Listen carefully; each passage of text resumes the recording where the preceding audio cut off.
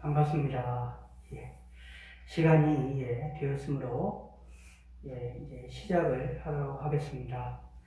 목소리 또 소리와 화면 잘 나오는지 모르겠습니다. 우리 다 같이 사도신경 내용으로 살아계신 하나님께 우리 신앙을 고백하심으로 하나님께 삼일 예배로서 영광을 돌려드리겠습니다.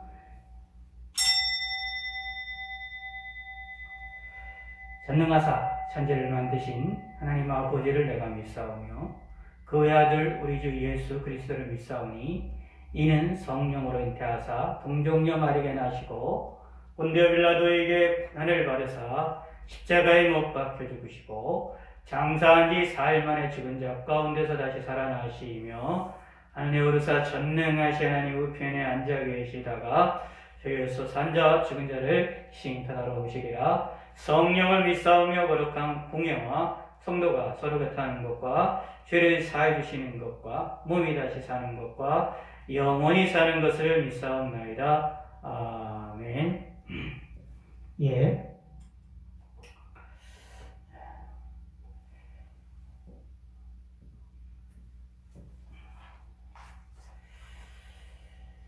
찬송가 536장입니다. 536장 통일찬송가 326장 통일찬송가 326장 통일찬송가 326장 536장 죄짐에 눌린 사람은 죄짐에 눌린 사람은 다 주께 나오라. 주 말씀을 의지할 때에 꼭 평안 얻으리. 의지하세 주 의지하세.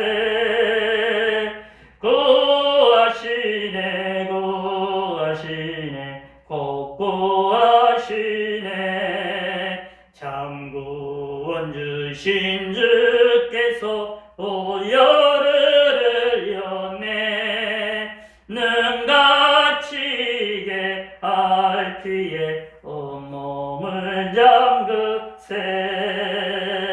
의지하세 주 의지하세.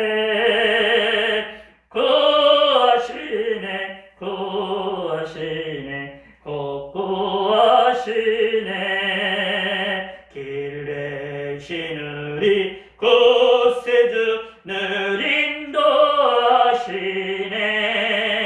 놓치지 말고 믿으면 참복을 받겠네. 의지하세 주 의지하세.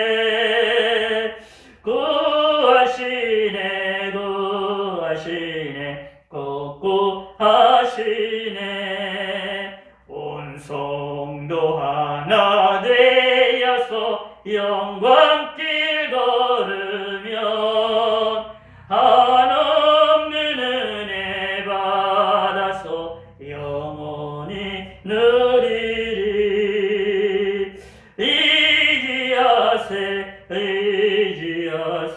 주 의지하세. 구하시네.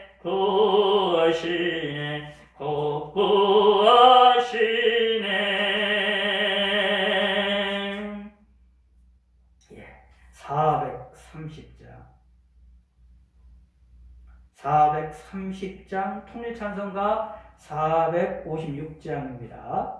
456장 통일찬송가 456장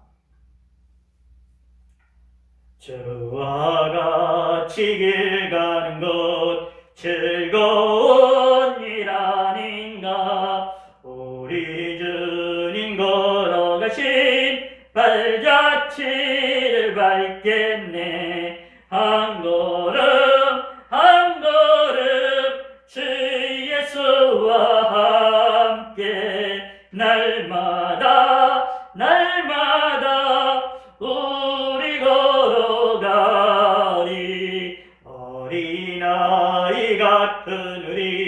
미련하고 약하나 주의 손에 이끌리어 생명길로 가겠네. 한 걸음 한 걸음 주 예수와 함께 날마다 날마다 우리 걸어가리.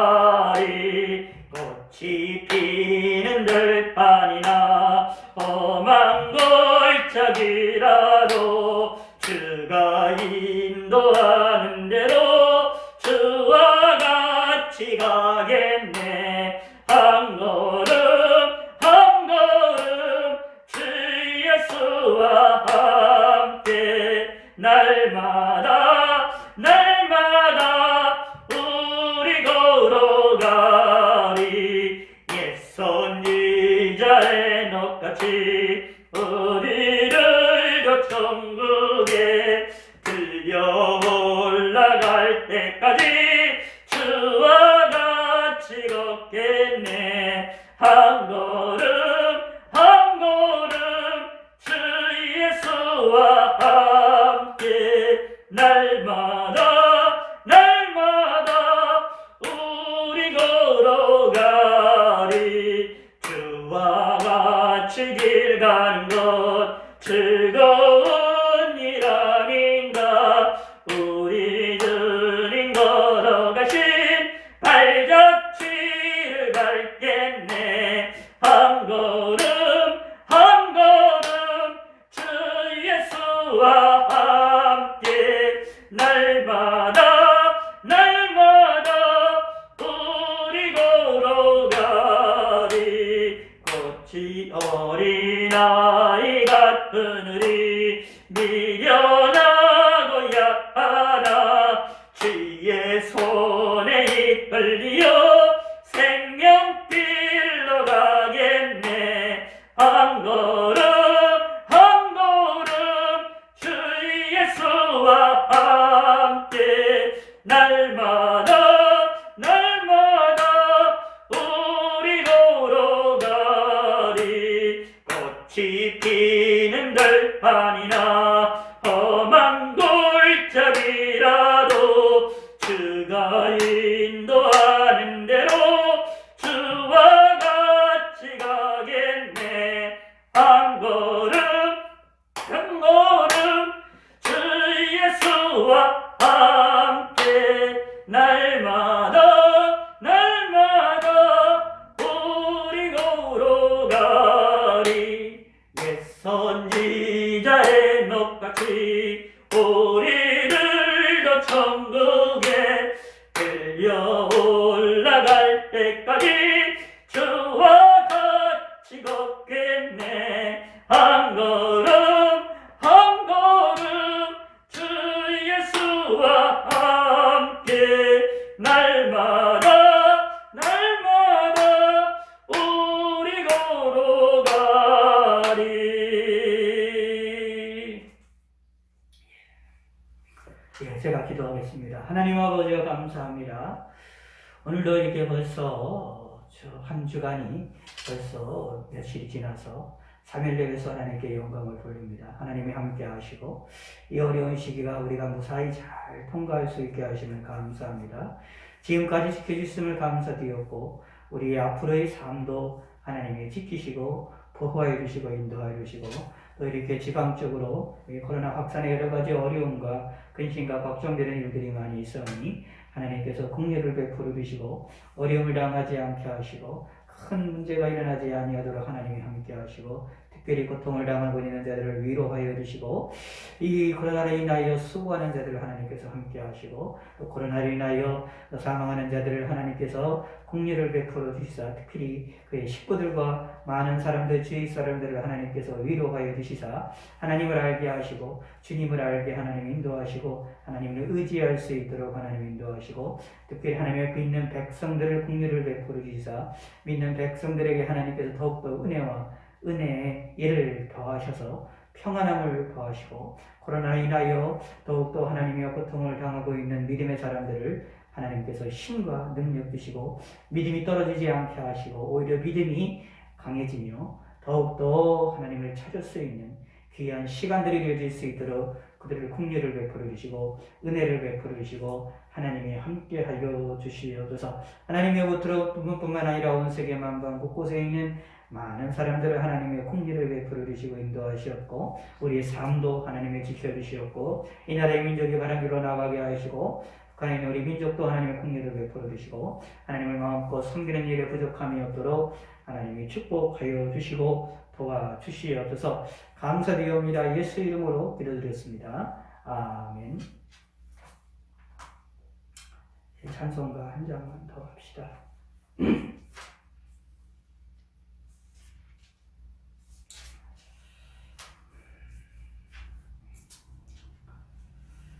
(288장) 통일찬송가 204장입니다.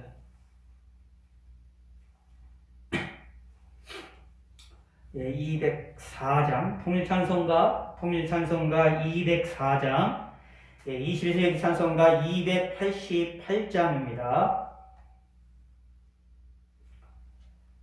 예수로 나의 구주 삼고 성령과 피로써 거듭나니 이 세상에서 내 영혼이 하늘의 영광 누리로다.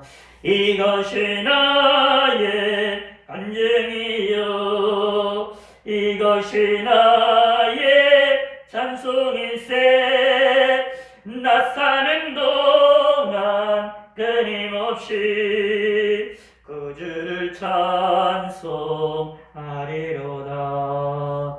온전히 주께 맡긴 내 영 사랑의 음성을 듣는 중에 천사들 왕래하는 것과 하늘의 영광 보이로다. 이것이 나의 간증이요 이것이 나의 찬송일세. 나 사는 동안 끊임없이 구주를 찬송하리로다. 주 안에 기쁨 누림으로 마음의 풍랑이 잔잔하니 세상과 나는 간 곳 없고 구속한 주만 보이로다. 이것이 나의 간증이요 이것이 나의 찬송일세. 나 사는 동안 끊임없이 구주를 찬송하리로다.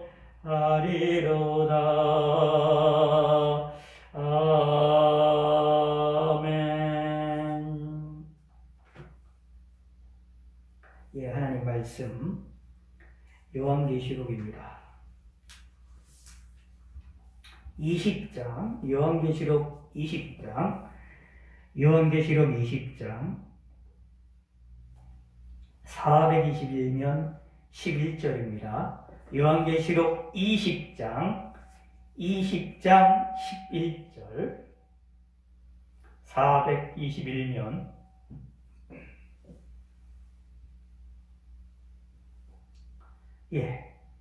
요한계시록 20장 11절입니다.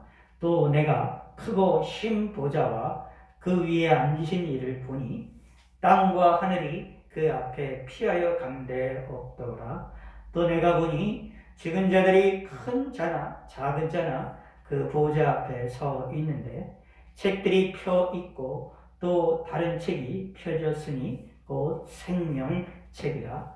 죽은 자들이 자기 행위를 따라 책들에 기록된 대로 심판을 받으니 바다가 그 가운데서 죽은 자들을 내주고 또 사망과 음부도 그 가운데서 죽은 자들을 내주매 각 사람이 자기 행위대로 심판을 받고 사망과 음부도 불못에 던져지니 이것은 둘째 사망 곧 불못이라. 누구든지 생명책에 기록되지 못한 자는 불못에 던져지더라. 아멘.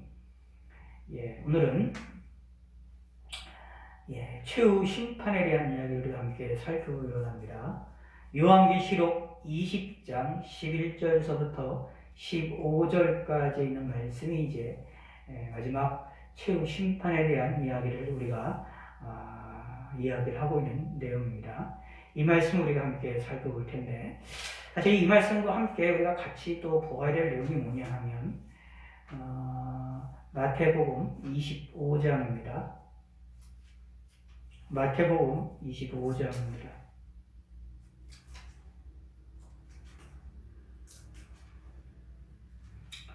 마태복음 25장 31절에서 마지막 절까지 함께 읽겠습니다. 양과 염소의 비유인데 이 마지막 최후의 심판에 대한 이야기가 여기도 또 나오고 있습니다. 마태복음 25장 31절입니다. 44면 제가 읽겠습니다. 인자가 자기 영광으로 모든 천사와 함께 올 때에 자기 영광의 보좌에 앉으리니 모든 민족을 그 앞에 모으고 각각 구분하기를 목자가 양과 염소를 구분하는 것 같이 하여 양 그 오른편에 염소는 왼편에 두리라. 그때에 임금이 그 오른편에 있는 자들에게 이르시되 내 아버지께 복받은 자들이여 나와 창세로부터 너희를 위하여 예비된 나라를 상속하더라. 내가 죽을 때에 너희가 먹을 것을 주었고 목마를 때에 마시게 하였고 나그네 되었을 때에 영접하였고 헐벗었을 때에 옷을 입혔고 병들었을 때에 돌아보았고 옥에 갇혔을 때에 와서 보았느니라. 이에 의인들이 대답하여 이르되 주여 우리가 어느 때에 주께서 줄이신 것을 보고 음식을 대접하였으며 목마르신 것을 보고 마시게 하였나이까? 어느 때에 나그네 되신 것을 보고 영접하였으며 헐벗은 것을 보고 옷 입혔나이까? 어느 때에 병드신 것이나 옥에 갇히신 것을 보고 가서 배웠나이까 하리니 임금이 대답하여 이르되 내가 진실로 너에게 이르노니 너희가 여기 내 형제 중에 지극히 작은 자 하나에게 한 것이 곧 내게 한 것이니라 하시고 또 왼편에 있는 자들에게 이르시되 저주를 받은 자들아 나를 떠나 마귀와 그 사자들을 위하여 예비된 영원한 불에 들어가라. 내가 죽을 때에 너희가 먹을 것을 주지 아니하였고 목마를 때에 마시게 하지 아니하였고 나그네 되었을 때에 영접하지 아니하였고 헐벗었을 때에 옷 입히지 아니하였고 병들었을 때와 옥에 갇혔을 때에 돌보지 아니하였느니라 하시니 그들이 대답하여 이르되 주여 우리가 어느 때에 주께서 주신 것이나 목마르신 것이나 나그네 되신 것이나 헐벗은 것이나 병드신 것이나 옥에 갇히신 것을 보고 공령하지 아니하도이까? 이에 임금이 대답하여 이르시되 내가 진실로 너희에게 이르노니 이 지극히 작은 자 하나에게 하지 아니한 것이 곧 내게 하지 아니한 것이니라 하시리니 그들은 영벌에 이들은 영생에 들어가리라 하시니라. 아멘. 이 말씀에 보시면 마태복음 25장 31절에 인자가 자기 영광으로 모든 천사들과 함께 올 때에 인자 예수님이 재림하실 때에 어떻게 해요? 자기 영광으로 자기 영광이다라는 얘기는 예수님이 하나님이시기 때문에 당연히 하나님의 영광으로 재림하실 것을 이야기하는 것을 이야기합니다. 육체를 가지시고 부활하신 육체를 가지시고 우리 이 땅에 다시 오시겠지만 이 세상에 다시 오시겠지만 우리가 사는 이 세상을 오심으로 말미암아 이 세상에 대한 종말을 마지막을 끝내시겠지만 그러나 그 예수님이 오실 때에 육체를 가지고 오시지만 동시에 자기 영광으로 하나님의 영광으로 모든 천사들과 함께 오게 되어진다라고 말합니다. 그리하여서 모든 사람들이 예수님의 재림에 대한 것들을 다 목도하게 되질 것이라는 것이 성경에서 말하고 있는 마태복음 24장에서 분명히 이야기를 하고 있는 내용을 우리가 분명히 인식을 해야 됩니다. 그때에 자기 영광의 보좌에 앉으셔서 뭐 되느냐? 모든 민족을 그 앞에 모으고 각각 구분하는데 양과 염소를 목자가 양과 염소를 구분한 것 같이 구분한다 라고 얘기를 하면서 마지막 날에 주님이 재림 후에 심판이 있을 것을 이야기를 합니다. 이 심판을 우리가 흔히 뭐라고 얘기하느냐 하면 최후의 심판이다 라고 말합니다. 이 최후의 심판이다 라는 얘기는 요한계시록 21장으로 다시 돌아가셔서 최후의 심판이라는 이 내용은 21장에 돌아가서 이 내용을 보면 여기에 하나님께서 이제 이 요한계시록을 통하여서 최후 심판에 대한 이야기들을 여러 가지 상징적인 내용을 통하여서 그러면서 확실하게 우리에게 알려주고 있는 내용입니다. 이게 뭐라고 표현하고 있느냐? 마태복음에서는 예수님이 자기 보좌에 앉으셨다라고 했는데 그 보좌를 어떻게 묘사를 하고 있느냐 하면 내가 크고 흰 보좌와 그 위에 앉으신 이를 보니 한 땅과 하늘이 그 앞에서 피하여 감되었더라 라고 얘기를 하면서 주님 앞에 최후의 심판이 있게 되었을 때에 우리가 알고 있는 이 땅과 하늘, 우리가 알고 있는 이 우주의 만물들이 하나님 앞에 없을 것을 이야기를 해서 여기서 하나님께서 이제 그러니까 쉽게 얘기를 하면 이렇게 생각하실 필요가 있습니다. 모든 사람들이 이렇게 질문이 하는 경우들이 있어요. 최후 심판을 어디에서 할 거냐? 이 최후의 심판이 어디에서 일어날 거냐? 라는 이 장소적인 문제들을 걸고 넘어가서 최후의 심판에 대한 것들을 좀 부정하는 사람들이 있는데 사실은 성경에서는 그 최후의 심판이 있을 것이라고 얘기를 하는데 그 장소가 어디냐라는 것들을 우리에게 또 알려주고 있지를 않습니다. 그래서 거기에도 사실상 관심이 없어요. 성경에서 관심이 있는 것은 무엇이냐 하면 최후 심판이 있을 것이다. 마지막 날에 주님이 재림 후에 최후 심판이 마지막 심판이 모든 인류에 대한 심판이 있을 것이다 라는 이야기입니다. 이때 이 심판은 여기에 마태복음에 나와 있는 것대로 모든 인류들이 다 심판을 받게 됩니다. 여기에 보면 이제 13절에 요한계시록 20장 13절에 요한계시록 20장 13절에 바다가 그 가운데서 죽은 자들을 내어주고 또 사망과 음보도 그 가운데서 죽은 자들을 내어주며 각 사람이 자기 행위대로 심판을 받고 라고 말하고 있어서 모든 사람들이 죽은 자들이 부활을 하여서 심판을 받는다 라고 말하고 있습니다. 자, 그런데 우리가 계속해서 살펴보았던 것처럼 모든 인류가 죽었던 사람이 아담과 하와로부터 모든 죽었던 사람들이 다 부활을 하는 것이 언제냐? 예수님이 재림 때거든요. 그러므로 예수님의 재림 후에 바로 최후 심판이 있다라고 이해를 하시면 됩니다. 그때 이 뭐가 되느냐? 모든 인류가 다 부활을 하게 되는데 심지어 여러분 기억하셔야 돼요. 아담도 하와도 우리가 이때는 아담도 하와도 우리가 두 눈으로 보게 되질 것이라고 이해를 하시면 됩니다. 자, 그런데 모든 인류가 다 부활을 한다면 지금도 인구가 수십억인데 이 인류 가운데 나왔던 모든 역사 가운데 나타났던 인류들이 다 모인다면 그들을 어떻게 심판하고 그들이 어디서 모일 거냐라는 것을 우리가 의문을 품고 그걸 가지고 이상하게 생각하시는 사람도 있고 이상하게 공격하는 사람도 있지만 오늘 본문에 보면 우리가 알고 있는 땅과 우리가 알고 있는 하늘, 우리가 알고 있는 땅과 우리가 알고 있는 하늘, 우리가 알고 있는 이 우주라는 것들이 하나님의 이 보좌 앞에 있었을 때, 최후 심판 앞에 있었을 때 그 앞에서 피하여 간되었더라라고 이야기를 함을 통하여서 우리가 생각하는 이 우주의 개념, 지구나 땅덩어리나 이 우주에서 어떤 그런 곳으로 인하여서 그곳에서 어떤 심판이 일어나는 것이 아니라 오히려 이런 것이 없는 상태에서 다시 말하면 이 세상에서 장소적인 개념으로 최후 심판을 이야기할 수가 없음을 분명히 이야기합니다. 그래서 나중에 이제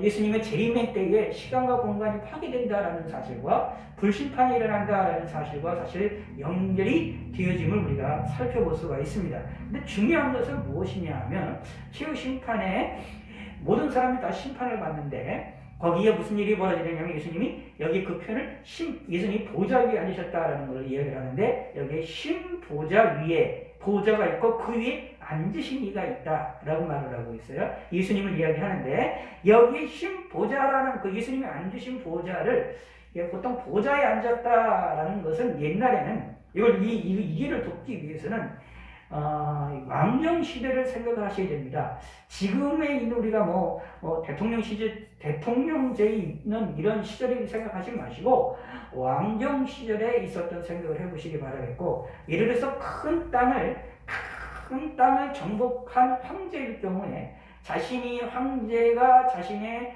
능력과 권위를 드러내기 위하여서 그 사람들이 행동하는 것들을 우리가 살펴볼 필요가 있는데, 그 중에 자기의 모든 것들을 드러내기 위한 자신의 권위를 왕으로서 드러내기 위한 것을 외적으로 드러내는 표현하는 몇 가지 방법이 있어요.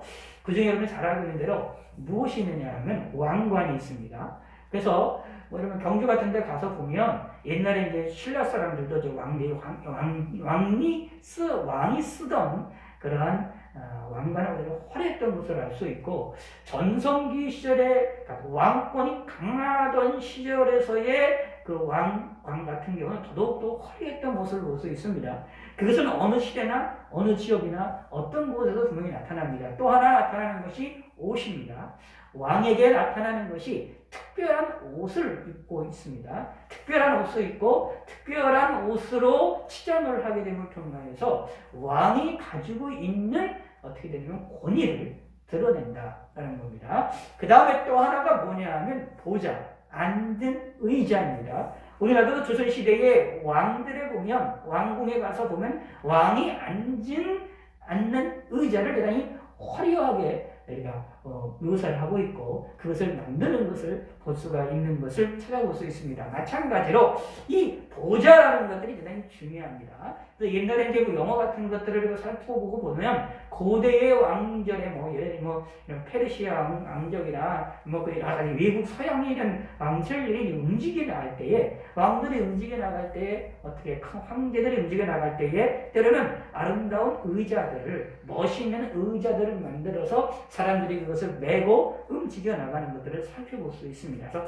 보좌라는 이야기는 이 왕정 시대에 있었던 것들을 우리가 상상을 해보면 쉽게 이해가 된다라는 얘기입니다. 곧 예수님께서 왕이시다라는 것을 드러내시는 것이고, 왕으로서 만왕의 왕으로서 더 정확하게 말씀드리면 하나님으로서의 권위를 가지시고 보좌에 앉으셨다라는 것을 이야기하는 것입니다. 그러므로 하나님 앞에 이 마지막 백보자 심판대 앞에 섰을 때에 예수님이 그곳에 보좌에 앉으시는데, 예수님 앞에 우리가 서게 된다라는 이야기가 되는데, 그것은 무엇이냐 하면 하나님 앞에 서게 된다라는 얘기고, 예수님의 권위에 모든 만물들이, 모든 사람들이 다 그 예수님의 권위에 무릎을 꿇을 수밖에 없다라는 것을 분명하게 보여주는 사건입니다. 그런데 그 보좌를 뭐라고 요한계시록은 표현을 하고 있냐면 신보좌다라는 이야기입니다. 성경에서 색깔로다가 하나님이 역사하시는 것을 자주 묘사하는 경우들을 살펴볼 수 있습니다. 우리가 이 성도들의 세마포 옷을 이야기를 할 때 흰색 옷이 된 것을 표현하는 것이 있는 것처럼 여기에 또 신보좌라는 것이 나오게 됩니다. 그래서 하얀색이라는 것들을 통하여서 순수하고 순결하고, 그리고 하나님에게 능력이 있고 하나님 앞에서는 누구도 숨길 것이 없음을, 예수님 앞에서는 누구도 숨길 것이 없음을 더욱더 말씀드리면, 최후 심판대 앞에서는 누구도 숨겨지는 것이 없이 모든 것이 다 드러날 수밖에 없다라는 것을 이 백보좌, 흰색 보좌에 백보좌로 그 앞에 우리가 서게 되어지는, 백보좌에 앉으시는 예수님을 통하여 이 백보좌, 흰색 이 보좌를 통하여서 우리에게 알려주고 있다라는 것입니다. 그래서 이제 이런 것들이 있어요. 옛날에 이제 우리가 역사를 좀 뒤져볼 때에 이제 19세기 후반에 서양의 사람들이 우리나라에 이제 오게 되고 우리나라를 이렇게 보게 되어졌을 때에 우리나라를 보고 상당히 신기하게 느껴졌고 상당히 대단히 뭐라 그럴까요? 좀 신비스럽게 볼 수밖에 없었던 것 중에 하나가 여러분이 가끔 예전에 이제 19세기 후반이나 20세기 초반에 우리나라를 찍었었던 사진들이 이제 우리가 종종 칼라 사진들을 우리가 종종 가끔 보는데 그것을 보면 기억하실 필요가 있습니다. 서울 지역에 있는 초가집이나 그다음에 귀가집 그런 것들도 우리가 보게 되지만 사실은 그거보다 더 핵심적인 게 뭐냐면 사람들이 이렇게 흰 옷을 입고는 많이 다녔습니다. 흰 한복을 입고 흰색의 한복을 많이 입고 이렇게 돌아다녔다라는 것들을 우리가 그 사진들을 많이 볼 수 있는데 그 의미들이 그게 그 당시에 서양 사람들에게는 상당히 여러 가지들의 의미들로 다가왔을 확률이 상당히 높습니다. 왜냐하면 서양 문화 가운데는 기독교 문화가 많이 깔려져 있었기 때문에 기독교 문화 속에서 흰색이라는 것은 대단히 중요한 의미를 많이 가지고 있었던 그런 사건들이기 때문에 우리 민족이 이렇게 조선시대 때에 서양의 문물을 개방을 하면서 했을 때 흰색 옷을 입는 사람들이 많았다라는 것들을 보고 상당히 신기하게 볼 수밖에 없는 그런 일들을 살펴볼 수 있습니다. 자, 이 내용은 우리가 이렇게 좀 이 말씀을 드리는 것들은 흰색이라는 것이 이렇게 우리의 인생에, 우리 삶에 있어서 이렇게 중요한 의미를 가지고 있기 때문에 하나님께서도 이 흰색이라는 것을 통하여서 하나님의 뜻을 드러내셨다. 특히 최후 심판대 앞에서 우리가 심판을 받는다라는 것처럼 확실한 것을 다시 말하면 누구도 숨기지 못할 것이라는 것을 보여주고 있는 사건이 이 백보자라는 것을 통해서 우리에게 알려주고 있다라는 것입니다. 자, 그런데요. 자, 이제 최후 심판에 대한 이야기를 하면서 우리가 조금 생각을 또 하나 해봐야 될 것이 있습니다. 요한복음을 한번 봅시다. 요한복음 3장. 요한복음 3장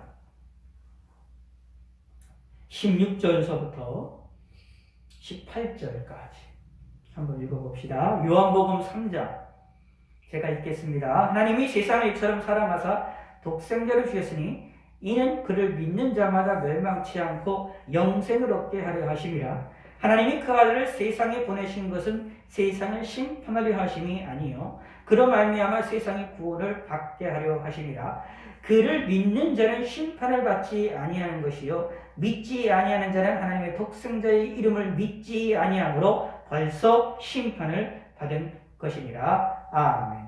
여기 보면 18절에 이런 말이 나옵니다.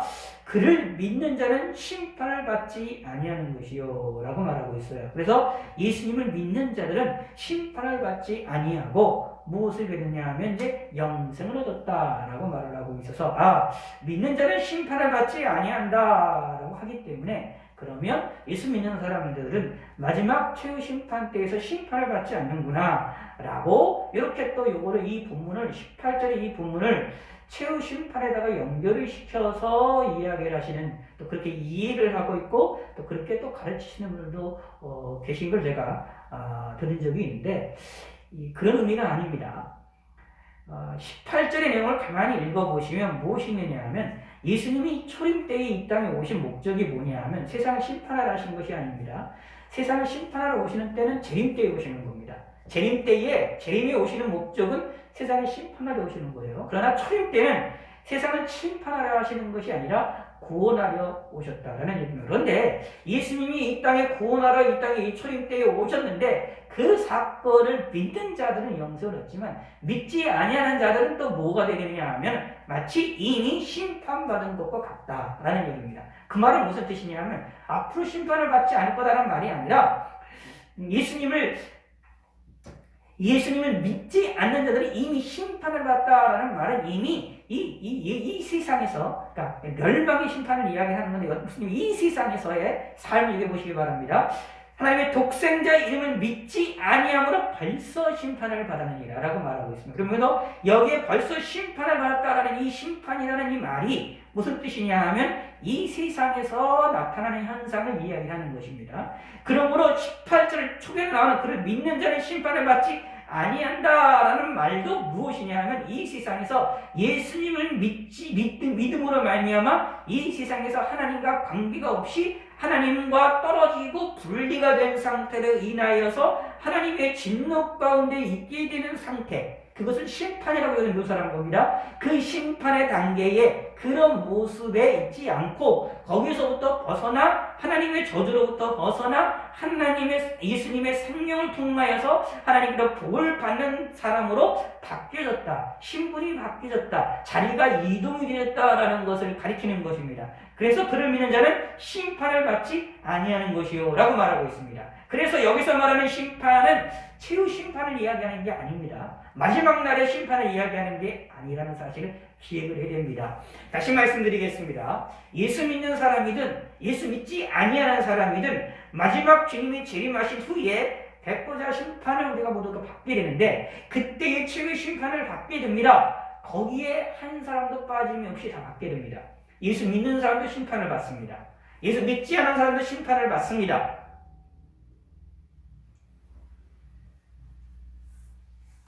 그것이 최후 심판입니다. 그런데 무엇일까요? 자, 예수님의 재림 때 일어나는 사건을 우리가 요한계시록에서 있어서는 두 가지로다가 묘사를 하고 있다고 말씀드렸는데, 일단 전쟁으로 묘사를 하면서 전쟁으로 묘사를 하고 있으면서 무엇을 하고 있느냐 하면은 아마겟돈 전쟁으로 묘사가 되어 있고 또 하나는 혼인잔치로 묘사가 되고 있습니다. 예수님의 재림이요. 그래서 예수님의 재림이 심판주로 오시는데 심판주로 오시게 되어질 때 어떻게 되느냐 하면은 믿지 아니하는 사람들에게 하나님께서 형벌을 주시기 위하여 임하신 재림을 하시는 것이고, 예수님이 재림을 하시는 게 되어질 때 믿음의 사람들에게는 그들에게 무엇을 위하냐? 구원을 주시기 위하여서 하나님께서 심판주로 재림하신다 라고 말씀드렸습니다. 그러므로 무슨 일이 벌어지느냐 하면 예수 믿는 사람들에게는 예수님을 만나는 순간이 어떻게 될까? 예수님이 재림할 때에 우리가 들림을 받아서 주님과 공중에서 주님과 만나게 되어서 영접을 하게 되는데, 그 순간이 무슨 순간이 되느냐 하면 큰 기쁨의 순간이 된다. 그 기쁨의 순간을 요한계시록에서 뭐라고 표현하고 있느냐 하면 혼인잔치로 묘사를 하고 있고 혼인잔치로 상징하고 있고 혼인잔치로 표현을 하고 있다 라고 분명히 말씀드렸습니다. 꼭 그 말은 무슨 뜻이냐 하면 예수님을 만나는 것이 가장 기쁘고 즐거운 일이라는 얘기입니다. 그러므로 예수님의 재림이, 심판주로 오신 예수님의 재림이, 그 사건이 사람들에게서는 두 가지 반응이 나타나는 겁니다. 예수님을 믿지 않는 사람들에게는 예수님의 재림이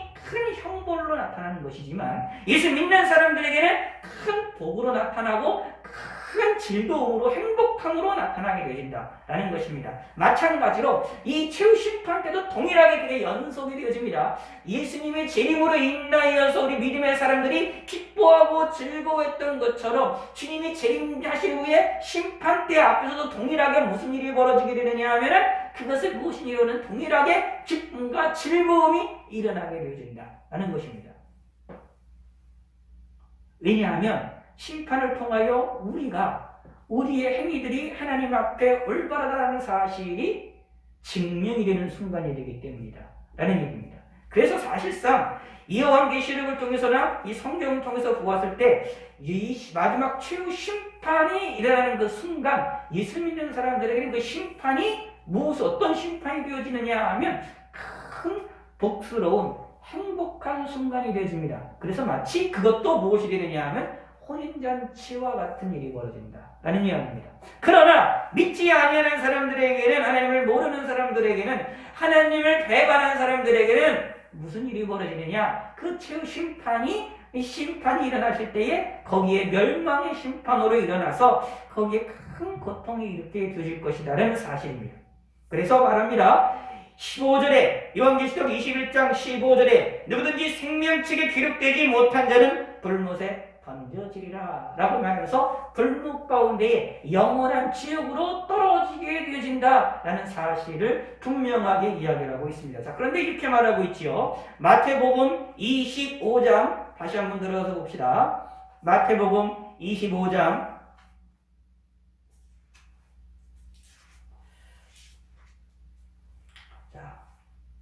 41절을 한번 읽어봅시다. 41절 시작. 왼쪽에 있는 자들에게는 이르시되 저주를 받은 자들아 나를 떠나 마귀와 그 사자들을 위하여 예비된 영원한 불에 들어가라. 이 영원한 불이라는 표현이 요한계시록에서는 불못으로 표현되고 있습니다. 그래서 지옥을 뭐라고 묘사하고 있느냐 하면 불못으로 묘사하고 있어요. 그리고 다른 제 성경들에 보면 예수님 복음서의 내용을 보면 바깥 어두운 곳이라고도 묘사를 하고 있고요. 그것을 어떻게 때로는 여러 가지 죽음으로 묘사를 여기도 있는 것도 있습니다. 이제 여기서 이제 요한계시록에 보면 이게 전쟁과 관련 백마탄자와 전쟁이 일어나게 되질 때에 여기에서 이 백마탄자에 의하여서 죽는 자들이 이렇게 나오거든요. 그것이 무엇이냐면 또 다른 어떻게 불못과 연결이 되어지는 마지막 지옥과 연결이 되는 것이 되어진다라는 겁니다. 그런데 중요한 것은 이 지옥이 무엇이냐? 영원한 불이라고 표현하고 있습니다. 영원토록 고생한다. 영원토록 하나님의 진노를 받는 것이다 라는 얘기입니다. 그런데 그것이 누구를 위하여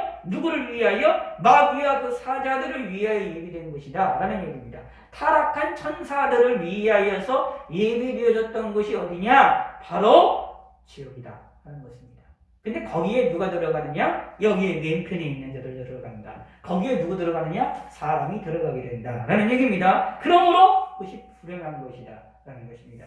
이게 확연하게 드러나는 것이 무엇이냐 하면 이 사건이 확연하게 드러나는 것이 무엇이냐 하면 이 백보자 심판대 앞에서 일어나게 된다. 최후의 심판대 앞에서 일어나게 된다 라는 얘기입니다. 자, 그러므로 신보자라고 요한계시록에 묘사가 되어 있음으로 인하여서 무엇이 되느냐 하면 이 최후 심판대 앞에서는 모든 예수님의 재림하여 부활한 모든 사람들이 다 그 앞에서 심판을 받는데 아무도 숨길 것이 없이 모든 것이 다 드러난다라는 얘기입니다. 그렇다는 이야기는 모든 것이 드러나는 것이 그런 순간이 되어지기 때문에 거기에서 우리가 솔직하게 사는 방법은 없어요. 우리의 모든 어릴 때부터 우리의 모든 잘못들이 다 드러나는 순간입니다. 다 드러나는 순간이에요. 그러나 우리에게 소망이 있는 것이 예수님인 겁니다. 그래서 사실은 예수님의 십자가의 사건에 대한 예수님의 십자가의 보혈의 능력이 가장 많이 활활 타오르고 강력하게 드러나는 시기가 있습니다. 그때가 언제냐면 최후 심판 때입니다. 그러므로 우리의 모든 잘못된 모든 죄악들이 다 누구로 말미암아? 예수님의 이름으로 말미암아 다 용서받았다는 사실이 이 순간에 백보자 심판대 앞에서 모든 것이 드러나는 순간이 되어집니다. 그것이 확실하게 드러나게 되고 나타나는 순간이 되어집니다. 그래서 예수 믿는 사람들은 무엇이 되느냐? 큰 기쁨의 즐거움의 순간이 되어진다라는 얘기입니다. 이 백보자 심판 때 마지막 최후 심판 때 일어나는 사건들이 어떤 방식으로 어떻게 우리에게 심판이 이루어지고 어떤 방식으로 얼마나 이렇게 이 사건이 일어날 것인지를 우리는 전혀 알 수가 없습니다.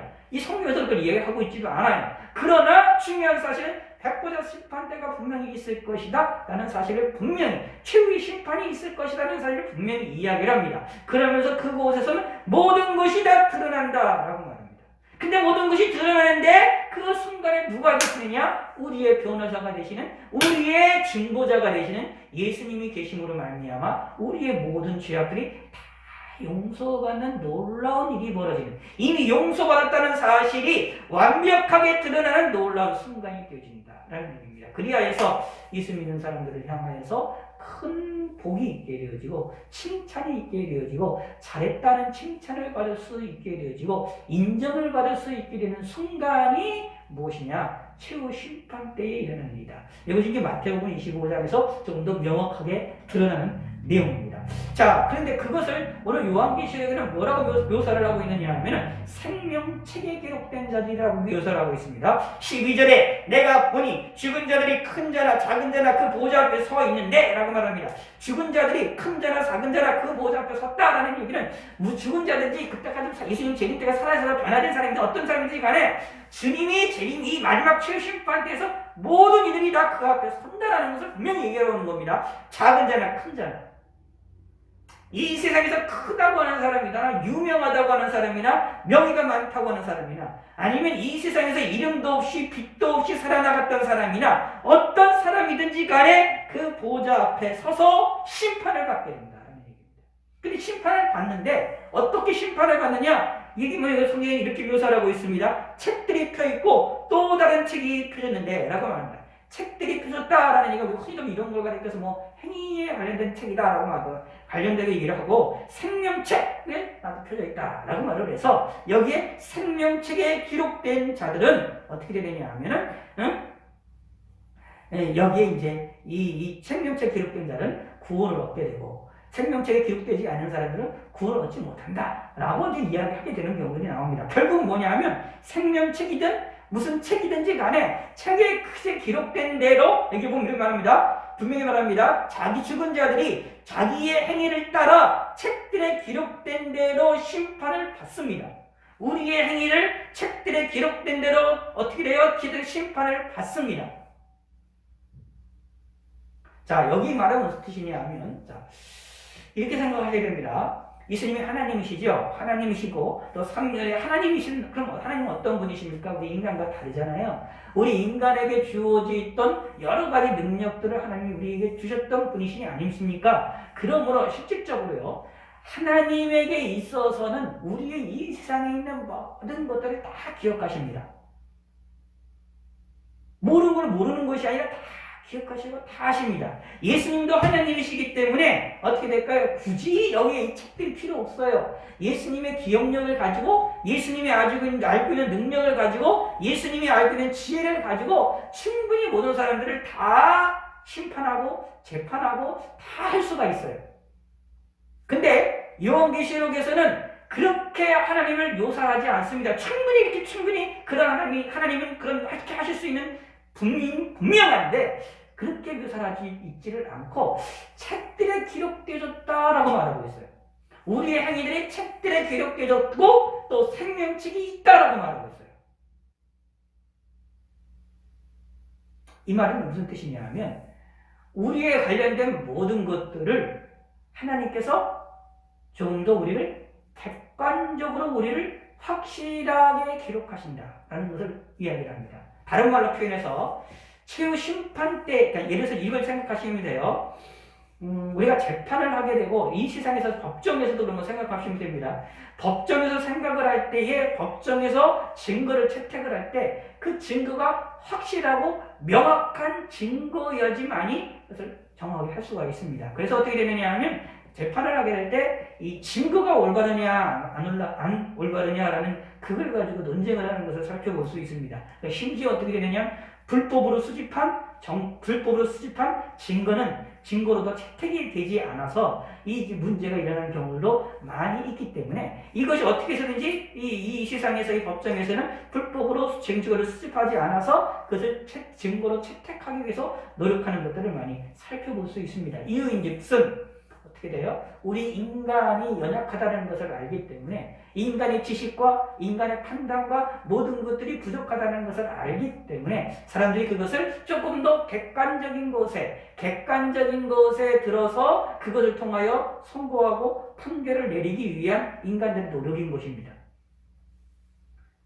근데 하나님께서는 굳이 그렇게 하실 필요가 없어요. 왜냐하면 완벽하신 분이시니까. 하나님의 판결은 완전하십니다. 하나님의 지식도 완전합니다. 우리 인간의 지식과 비교할 수도 없습니다. 우리 인간은 우리가 지금 어제 있었던 사건들도 우리가 잘 기억을 못하는데 우리 인간은 그러나 하나님은 우리의 모든 일평생에 있었던 모든 한순간 모든 것을 다 기억하실 수 있는 능력이 계신 하나님이십니다. 모든 인류 그것도 한 사람이 아니라 그런 하나님이십니다. 그게 전능하신 하나님이에요. 우리가 전능하신 하나님, 전지하신 하나님, 모든 것을 아시는 하나님이에요. 근데 그런 하나님이 굳이 객관적인 증거를 만들 필요가 있느냐? 만들 필요가 없습니다. 왜냐하면 완벽하시기 때문에. 그럼에도 불구하고 요한계시록에서는 분명히 말합니다. 책들에 기록된 대로 심판을 하신다 라고 말하고 있습니다. 이유인즉슨 무엇이라는 얘기합니까? 우리가 최후의 심판을 받을 때에 우리가 받는 판결에 대하여서 누구도 부인하지 못한다라는 얘기입니다. 하나님이 우리에게 예수님이 우리에게 백보자 심판에서 우리를 향하여 판결을 내리시는데 그 판결에 대하여서 우리는 누구도 부인하지 못하게 완벽하게 하나님께서 증거를 가지시고 우리에게 다가오실 것이다 라는 것입니다. 그럼 어떻게 됩니까? 하나님 앞에 딴소리 할 수가 없는 겁니다. 예수님의 이 마지막 최후 심판 때 앞에서 우리 사람들은 딴소리를 할 수가 없습니다. 너무나도 증거가 완벽하니까. 여기에는 이 당시에 증거 기억하는 것이 책이라고 표현되어 있잖아요. 책이라고. 그 오늘날 시대를 이기한다면 비디오로 있는 것처럼, 비디오로 찍히는 것처럼 다 찍힌다. 다 이렇게 적혀 있다. 그렇게 생각하시면 되는 거예요. 하여튼간 뭐냐면 우리의 모든 행위들이 다 하나씩 기록이 돼서 확실한 증거로 남겨진다라는 얘기입니다. 그러므로 그 심판대 앞에서 우리가 부인할 수 있느냐? 우리가 거기에서 내 마음대로 우리가 거기를 하나님의 판결을 그것을 부정할 수가 있느냐? 잘못됐다고 말할 수가 있느냐? 아니다. 라는 얘기입니다.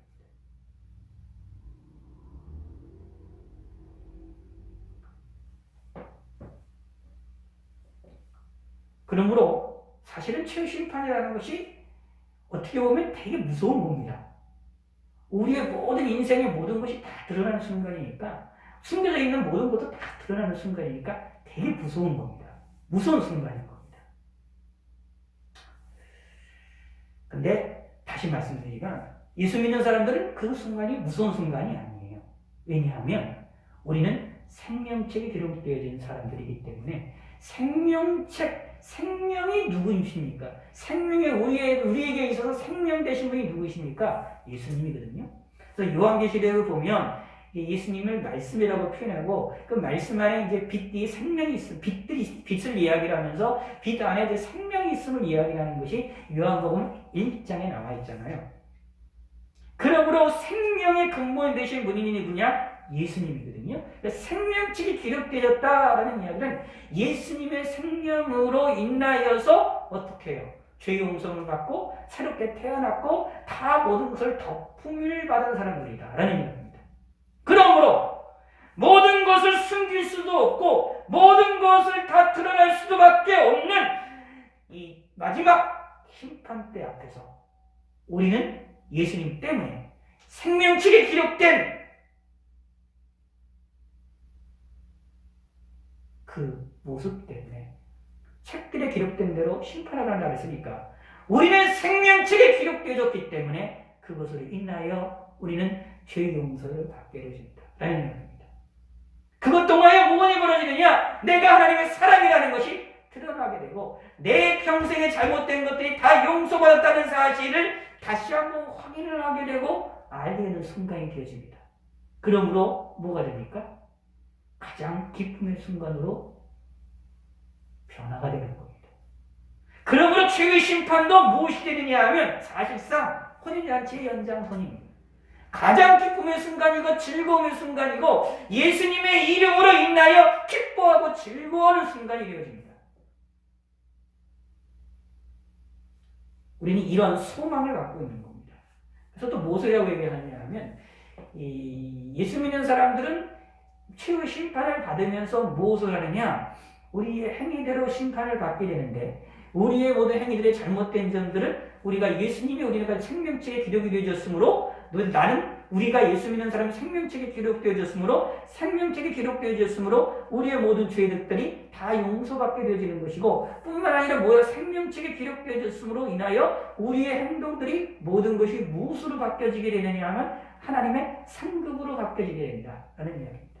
그래서 또 무슨 일이 벌어지게 되냐고 말하냐면 백보다 심판대에서 예수 믿는 사람들은 하나님의 상급을 받는 하나님의 크나큰 상급을 받는 시간이 되어지기도 합니다.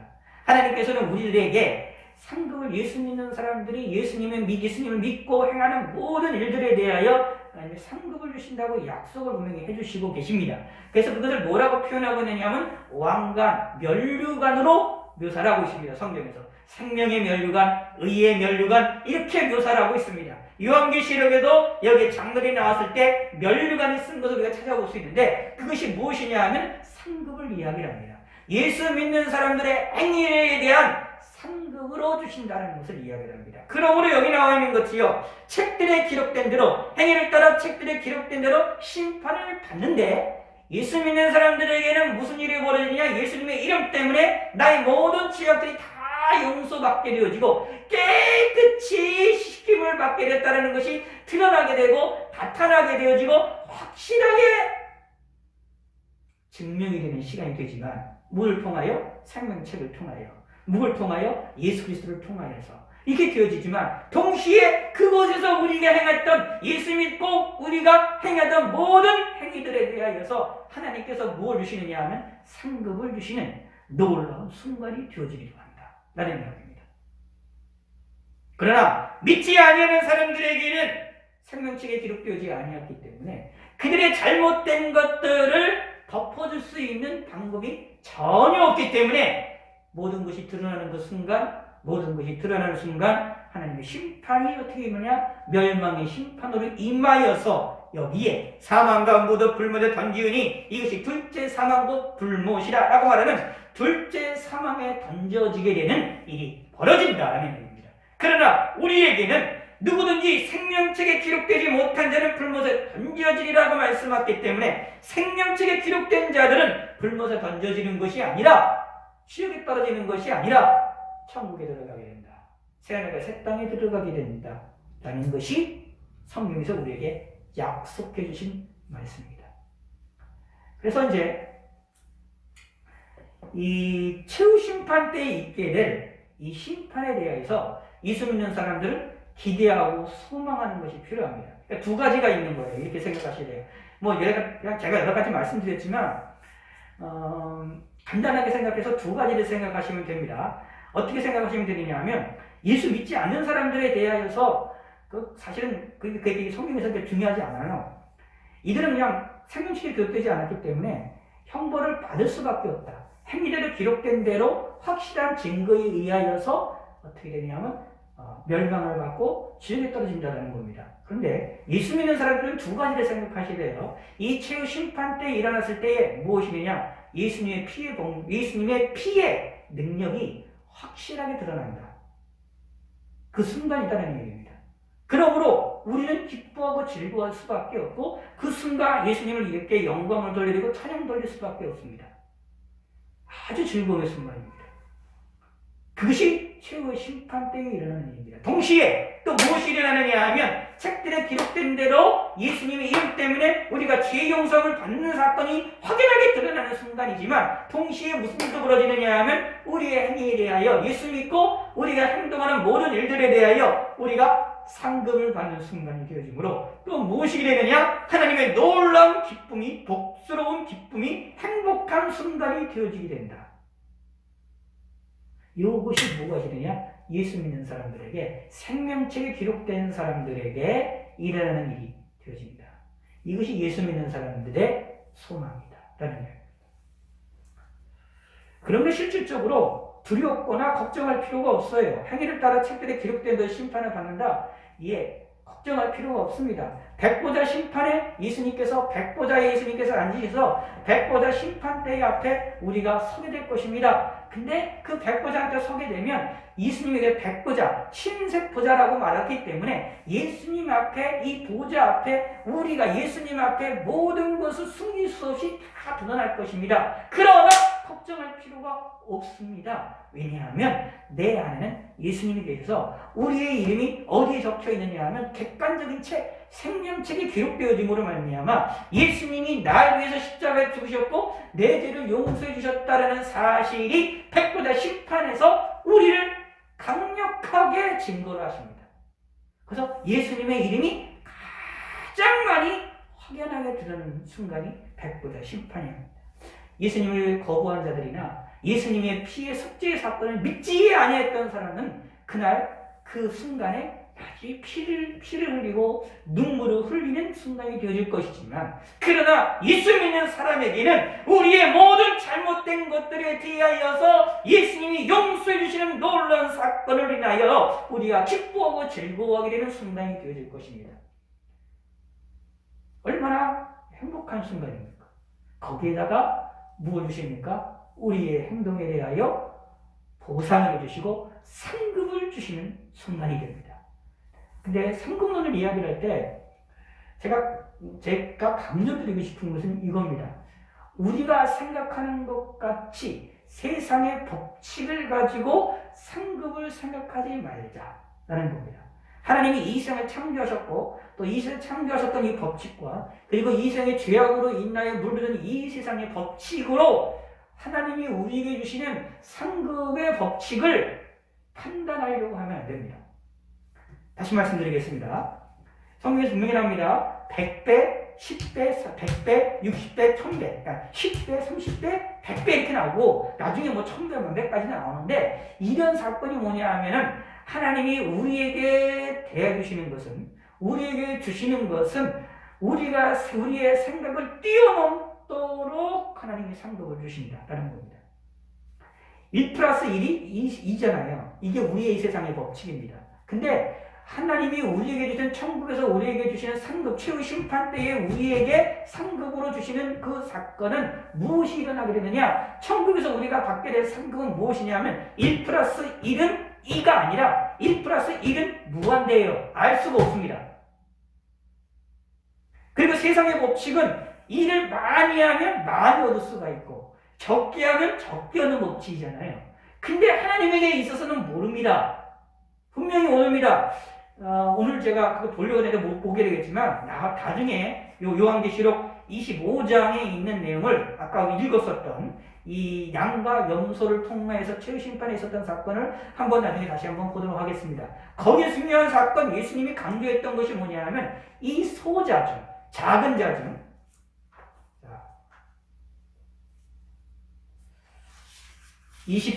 25장입니다. 한번 제가 볼게요. 나중에 다시 한번 보게 되겠지만 이 내용을 잘 보시기 바랍니다. 의인에게 했던 말을 잘 보시기 바랍니다. 40절 읽겠습니다. 시작. 임금이 대답하여 이르시되 25장 40절 마태복음 25장 40절 임금이 대답하여 이르되 내가 진실로 너희에게 이르노니 너희가 여기 내 형제 중에 지극히 작은 자 나에게 한 것이 곧 내게 한 것이니라 하시고 지극히 작은 형제 중에 지극히 작은 자 그렇죠? 지극히 작은 자.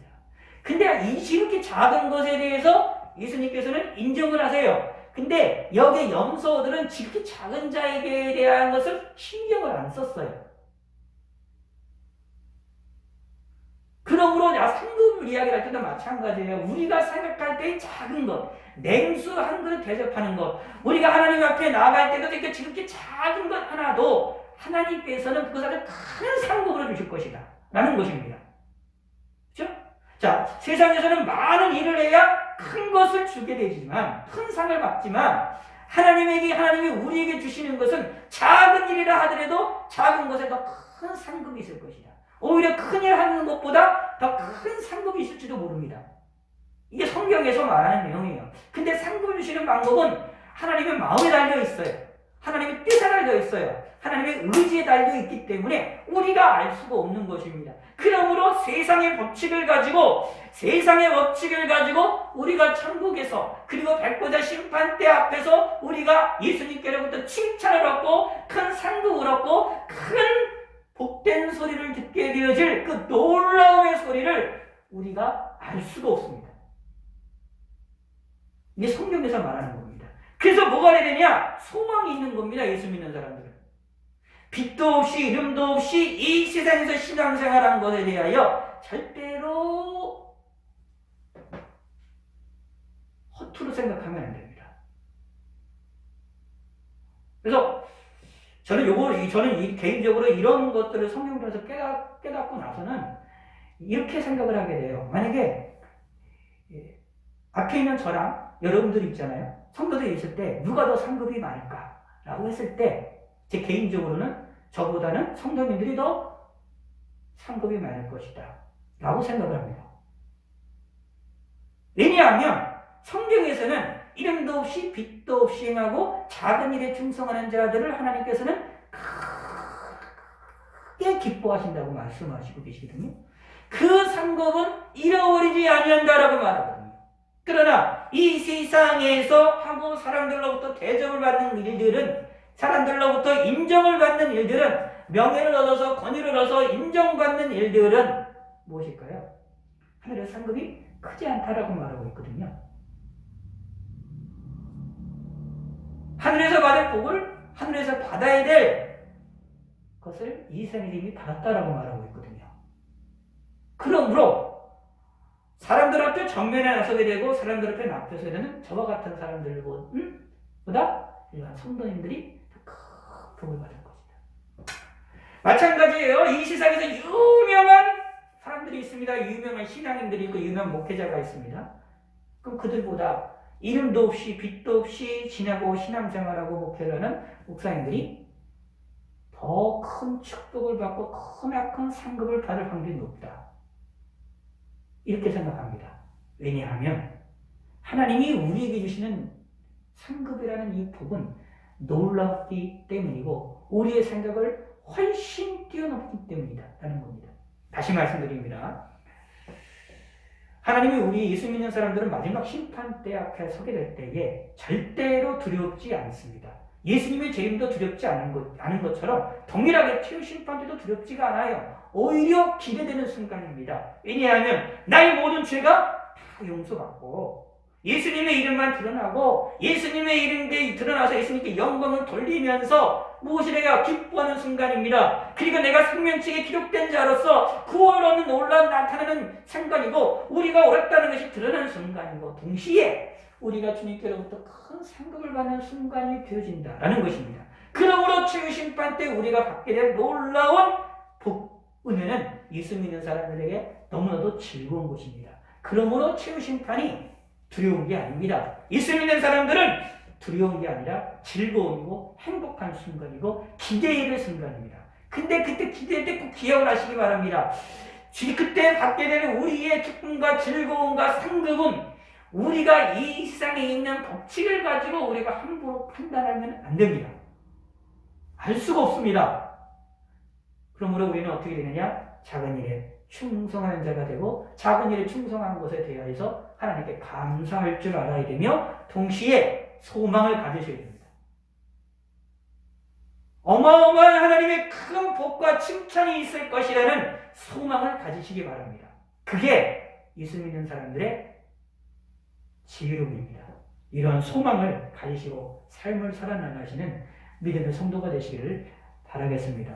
제가 이 최후 심판에 대한 것들을 제가 항상 마음에 생각하거나 또 이 부분을 이야기를 하고 할 때마다 꼭 하고 싶은 내용이 바로 이런 내용이었습니다.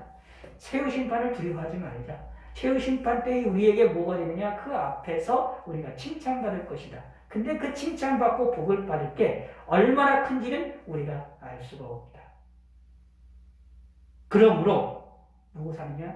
최후 심판을 기대하고 소망하는 믿음의 성도가 되시기를 바라겠습니다. 저와 여러분들이 이러한 소망이 있음을 꼭 믿고 복을 받으시기를 바라겠고 큰 위로함을 받으시기를 바라겠습니다. 하나님 아버지여 감사합니다. 오늘도 주의 말씀을 생각해 보았고 최후 심판에 대한 내용들을 여러 가지로 또 여러 번 반복해서 우리가 생각을 해 보았습니다. 참으로 아름다운 순간이고 기쁨의 순간이고 즐거움의 순간이며 예수님의 이름이 어느 때보다도 빛나는 순간이 되어질 것이라는 것을 우리는 확신을 합니다.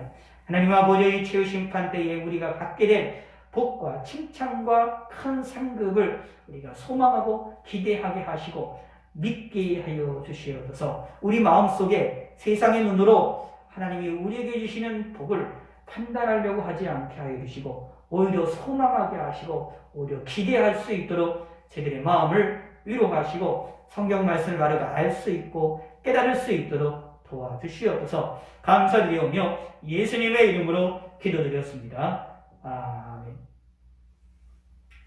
하늘에 계신 우리 아버지여 이름이 거룩히 여김을 받으시오며 나라의 마옵시며 뜻이 안에서 이루어진 것 같이 땅에서도 이루어지이다. 오늘날 우리에게 일용할 양식을 주옵시고 우리가 우리에게 죄 지은 자를 사하여 준 것 같이 우리 죄를 사하여 주옵시고 우리를 시험에 들게 하지 마옵시고 다만 악에서 구하옵소서. 내게 나라와 권세와 영광이 아버지께 영원히 쌓옵나이다. 아멘.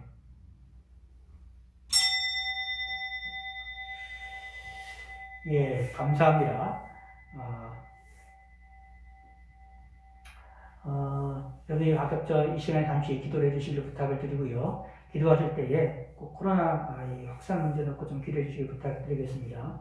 지방에 이제 부산 쪽에 좀 여러 가지 좀 걱정되는 부분들이 생겨나고 있는데 다른 지역도 좀 걱정되는 부분들이 있고요. 위에서 좀 기도해 주시길 부탁의 말씀을 드리고, 또 우리 관악구 지역에서도 조금 보이지 않게 조금 숨어서 모르는 사람들의 확진이 어떻게 되는지 모르는 사람들이 많이 나타나고 있는데, 위에서 기도해 주시길 부탁의 말씀을 드리겠습니다. 지금 제 마음속에 지금 이제 좀 고민이 되면서 지금 계속 생각하면서 기도하고 있는 것이 있는데, 다음 주날 지금처럼 관악구 지역의 확진자들이 이렇게 많지 않게 되면 다음 주일날 저녁, 오전에는 대면 예배를 당연히 드리지만 저녁 예배도 대면 예배를 드릴까 생각을 좀 하고 있습니다. 위에서 좀 기도해 주시고, 토요일까지 상황을 보고 상황을 가서 여러분에게 말씀드리겠습니다. 할 수만 있으면 주일날 저녁도 대면 예배를 드릴 수 있도록 할 수 있게끔 여러분들이 위해서 기도해 주시기를 부탁의 말씀을 드리고, 관악구 지역이나 사는 지역들의 큰 확진자들이 없도록 위해서 좀 꼭 좀 기도를 드려주시고, 또 조심스럽게 하루하루를 또 지내시기를 부탁의 말씀을 드리겠습니다. 힘들고 어렵지만 그래도 하나님을 의지하시고 하나님을 바라보시면서 하루하루를 삶을 사시기를 부탁의 말씀 드리겠습니다. 이 시간에 잠시 동안 기도해 주시면 감사하겠습니다. 유튜브는 끄도록 하겠습니다.